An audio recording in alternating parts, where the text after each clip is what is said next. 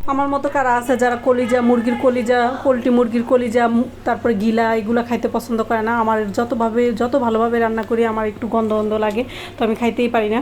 তো আজকে আমি একটা রেসিপি পাইছি, সেইভাবে রান্না করে খেয়েছি আমি এর আগে, তার জন্য আপনাদের সাথে একটুখানি শেয়ার করলাম।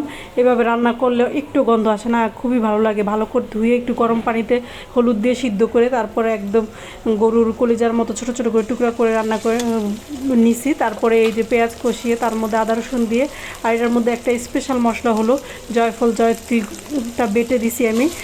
তারপরে জিরা, ধনিয়া, দারচিনি, এলাচ, গরম মশলাগুলো আমি সব বেটে দিছি। তো মেন মশলাটা হলো জয়ফল আর জয়ত্রী, এটা দিলে গন্ধটাই চলে যায়, আর গন্ধ লাগে না এই কলিজার।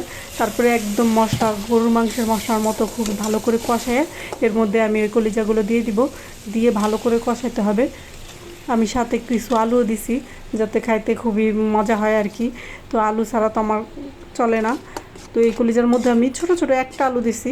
তো খুবই ভালো হয়েছে রান্নাটা, একদম গরুর মনে হয় যে গরু বা খাসির কলিজা রান্না করতেছি। খুবই ভালো হয়েছে, গ্রানটাও স্মেলটাও চলে গেছে, পোলট্রি মুরগির যে একটা স্মেল আছে ওইটাও চলে গেছে, একদম কষানো হয়েছে। গরম ভাতের সাথে এটা খাইতে খুবই মজা লাগে। যারা আমার মতো খাইতে পছন্দ করেন না তারা একবার এভাবে রান্না করে খেয়ে দেখবেন যে কেমন লাগে। আসলে খেয়ে আমাকে একটু জানাবেন যে আসলে সত্য ঠিক বলছি কি না। আমার তো এইভাবে রান্না করে খুবই ভালো লাগছে।